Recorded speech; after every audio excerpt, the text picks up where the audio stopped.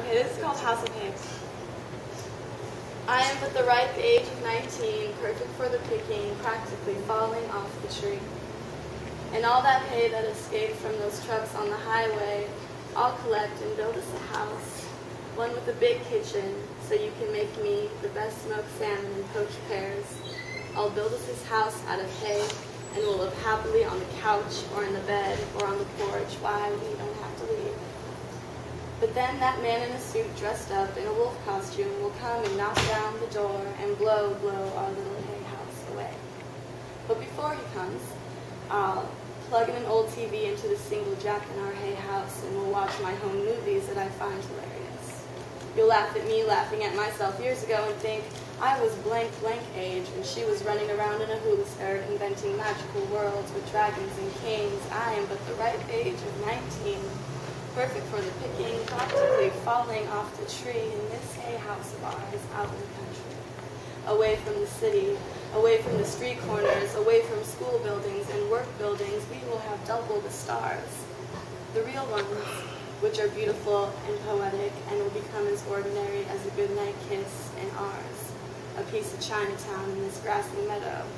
Those plastic ceiling sticky stars that give the real ones a bad name, but they are ours nonetheless. And they will never become ordinary because we place them in the sky, our children plastered to the wall, watching us as we sleep.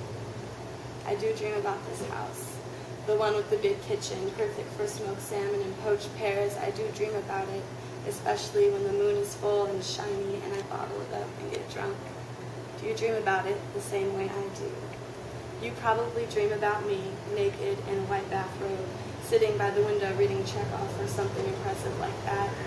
The top floor of a pretty hotel. The city looks small from up here, I'll say. In your dream, you'll walk over and kiss me on the neck and pour me some moonshine, for you get drunk the same way I do. I'll take what you're having, baby, we'll say at the same time. But since this is my poem, I prefer my dream better. Our little hay house still standing. I've had practice with meager means love, scheduling dates around paydays or not scheduling dates at all. The 12-pack isn't that expensive, is it? I've had practice staying in and watching samurai movies, pretending to be more interested than I actually was, but to feel your head on my hips as we watch Good versus Evil is all the motivation I need to call you tomorrow. But I am still the ripe age of 19, perfect for the picking, practically falling off the tree. What am I doing? My daydreams are banging against the windows in this car, protesting reality. Have I made the city my chessboard? I am at the ripe age of 19, perfect for the picking, practically falling off the tree. I need to leave. There is a pretty yellow house made of hay in a pretty yellow meadow where the elk reminds you of the living and the people remind you of the dead. That pretty yellow house made of hay, our bird's nest, is waiting for us when we get the time off work. Let's say you come.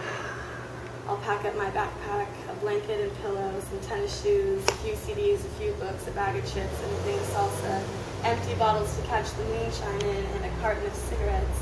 Addict meets addict, take my hand, and when the salsa music comes on, we'll put down the salsa, wipe our faces, and dance, for it's our last night in the city. We'll spin and get real close, and I'll shimmy to the floor and then back up, and I'll be laughing the whole time. And we'll give young, drunk, insecure boys hope. The music stops. Last call. Let's go, I say. The road awaits. The house is there. I've made it. I made the house with the kitchen, perfect for smoked salmon and poached pears. We can't stay here any longer. Hop in the car, the dream car, a 67 Camaro, all fast and red and sexy. And this dream allows me to drive stick, even though I don't know how to. And we race. Fly down the highway, 100 million miles an hour. Our patience has turned to apprehension as we smoke cigarette after cigarette after cigarette, knowing we have a full compartment in the trunk. We're flying. The beautiful, poetic, ordinary stars look down on us and laugh as they nod to each other. Look at them go, those dreamers of the earth, look at them go. And there it is, in the middle of the meadow, the sunrise just emerging. The bar seems like ages ago. The day is cold and fresh and quiet, and the fog is being challenged by the sun. We get out of the car and shut the doors. Birds escape from their grass hiding places and fly up and away. The ground is hard and sturdy under our feet, and we have lots of money in our pocket, and no, I don't even need it. And there she is, our little house of hay, the one with the big kitchen, perfect for smoked salmon and poached pears. We open the door, light the gas stove, boil water for coffee, and stand real still in the kitchen and get real close and listen to each other breathe. Nothing can mute the true sounds of our bodies in these meadows. I kiss you and walk outside to read on the porch made of hay. You make coffee and begin to prepare the salmon and pears. I brought Chekhov for a compliment. Baby, you yell from inside the house. A whispered would have worked, but I like you yelling, jumping around, hopping over invisible rope. Come look at these stars. I rush in, place Anton on the rocking chair. Stars, I yell, in this bright morning. Our room is dark, the curtains are closed, the bed isn't made, it's still warm. And there on the ceiling are stars, our children, all green and yellow and jaundice. There's my sign, I point. With your writing hand, you grab my outstretched finger and pull me in like you always do. And I can't move. I am stuck. You are much bigger and stronger than I, but I sink in like I always do, and I am at the right age of 19, perfect for the picking, practically falling off the tree, and you hold me real tight.